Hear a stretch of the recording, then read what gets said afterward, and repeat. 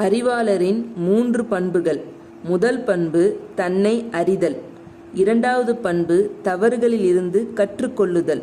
மூன்றாவது பண்பு பிறருக்கு உதவுதல். 2 ஞானம் வெஸ் புத்திசாலித்தனம். புத்திசாலித்தனம் என்பது பிரச்சனைகளை தீர்க்கும் திறன். ஞானம் என்பது பிரச்சனைகள் வராமல் தடுக்கும் திறன். தவறுகளில் இருந்து கற்கும் முறை. தவறை ஒப்புக்கொள், காரணத்தை புரிந்து கொள், அதே தவறை மீண்டும் செய்யாதே. அறிவாளர் ஆவதற்கான 5 படிகள். தினமும் படியுங்கள். அமைதியாக சிந்திக்க நேரம் ஒதுக்குங்கள். பிறரின் அனுபவங்களில் இருந்து கற்றுக்கொள்ளுங்கள். உங்கள் தவறுகளை எழுதி வையுங்கள். கற்றதை பகிருங்கள். இந்த வீடியோவோடைய தலைப்பு உங்களுக்கு பிடிச்சிருந்துச்சுன்னா வீடியோ முழுவதையும் முழுமையாக பார்த்துட்டு என்னோட சேனலை சப்ஸ்கிரைப் பண்ணி லைக் பண்ணி கமெண்ட் பண்ணுங்க. ஏற்கனவே சப்ஸ்கிரைப் பண்ணவங்க பெல் ஐக்கானை கிளிக் பண்ண மறந்துடாதீங்க. வாங்க ஃப்ரெண்ட்ஸ், இந்த தலைப்புகள் உள்ள அர்த்தத்தை நம்ம வீடியோ முழுவதையும் பார்க்கலாம். இந்த 8 நிமிடங்கள் உங்கள் வாழ்க்கையை மாற்றப் போகிறது. முழுமையாக பாருங்கள். அறிவாளரின் 3 பண்புகள்.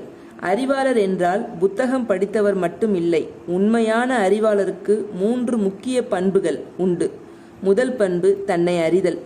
உலகத்தை பற்றி எவ்வளவு தெரிந்து வைத்திருந்தாலும் தன்னை பற்றி தெரியாமல் இருந்தால் அவர் அறிவாளராக முடியாது. உங்கள் பலம் என்ன, உங்கள் பலவீனம் என்ன, உங்களுக்கு எது சரி எது தவறு, அதை அறிவதே முதல் படி.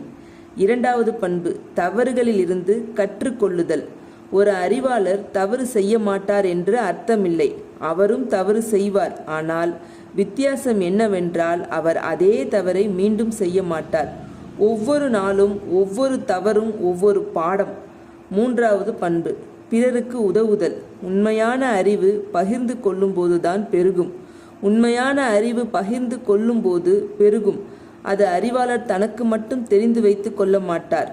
அவர் தனது அறிவை பிறருக்கும் பகிர்ந்து அவர்களின் வாழ்க்கையை மேம்படுத்த உதவுவார்.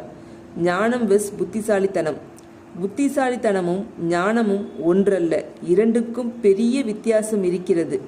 புத்திசாலித்தனம் என்பது பிரச்சனைகளை தீர்க்கும் திறன்.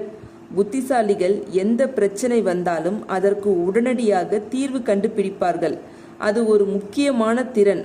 ஆனால் ஞானம் என்பது பிரச்சனைகள் வராமல் தடுக்கும் திறன். ஒரு அறிவாளர் பிரச்சனை வரும் முன்னரே அதை கண்டுபிடித்து அது வராமல் தடுப்பார். இதற்கு அனுபவமும் ஆழமான சிந்தனையும் தேவை. உதாரணமாக, ஒரு புத்திசாலி மாணவன் தேர்வில் தோல்வி அடைந்தால் அடுத்த தேர்வில் எப்படி பாஸ் பண்ண வேண்டும் என்று திட்டம் போடுவான். ஆனால் ஒரு ஞானி தேர்வுக்கு முன்னரே எந்த விஷயங்களில் கவனம் செலுத்த வேண்டும் என்று தெரிந்து வைத்திருப்பான். இதுதான் வித்தியாசம். நாம் அனைவரும் தவறுகளில் இருந்து கற்கும் முறை தெரிந்து வைக்க வேண்டும். நாம் அனைவரும் தவறு செய்கிறோம். ஆனால் அந்த தவறுகளை எப்படி பாடமாக மாற்றுவது என்பதுதான் முக்கியம். தவறுகளை ஒப்புக்கொள். பலர் தாங்கள் செய்த தவறை ஒப்புக்கொள்ள விரும்புவதில்லை. அது அவர்களின் ஈகோ. ஆனால் தவறை ஒப்புக்கொள்ளாமல் அதிலிருந்து கற்க முடியாது. தவறு செய்துவிட்டோம் என்று ஒப்புக்கொள்வதே முதல் படி. காரணத்தை புரிந்து கொள். நான் ஏன் இந்த தவறை செய்தேன்? எது என்னை இந்த முடிவுக்கு கொண்டு வந்தது? இந்த கேள்விகளை நமக்குள் கேட்டுக்கொள்ள வேண்டும். காரணம் புரிந்தால் மட்டுமே அதை சரி செய்ய முடியும். அதே தவறை மீண்டும் செய்யாதே. கற்ற பாடத்தை மறந்து விடாதீர்கள். ஒரு முறை தவறு செய்துவிட்டோம் என்று வருத்தப்பட்டு மறுபடியும் அதே தவறை செய்வது பெரிய புத்தியின்மை. அறிவாளர் ஒரு முறை தவறு செய்வார். ஆனால் 2வது முறை அதே தவறை செய்ய மாட்டார். அறிவாளர் ஆவதற்கான 5 முக்கிய படிகள். நீங்களும் ஒரு அறிவாளராக மாறலாம். இந்த 5 படிகளை பின்பற்றுங்கள். தினமும் படியுங்கள். புத்தகங்கள் உங்களுக்கு புதிய உலகத்தை காட்டும். ஒவ்வொரு நாளும் 10 புத்தகங்கள் படித்தாலே ஒரு வருடத்தில் 3650 பக்கங்கள் அது உங்களை மாற்றும்.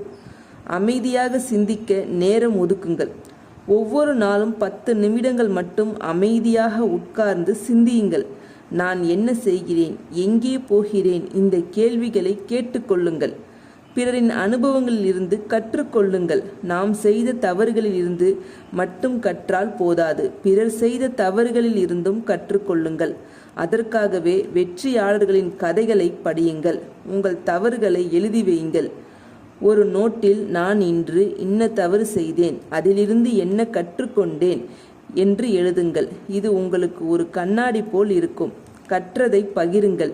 நீங்கள் கற்றுக்கொண்டதை ஒருவருக்கு சொல்லிக் கொடுங்கள். அப்போதுதான் அந்த அறிவு உங்களுக்குள் ஆழமாக பதியும். பகிர்வதே அறிவை வளர்க்கும். இன்று நாம் பார்த்தோம் அறிவாளரின் 3 பண்புகள். ஞானத்திற்கும் புத்திசாலித்தனத்திற்கும் உள்ள வித்தியாசம், தவறுகளில் இருந்து கற்கும் முறை மற்றும் நீங்களும் அறிவாளராக மாற 5 படிகள்.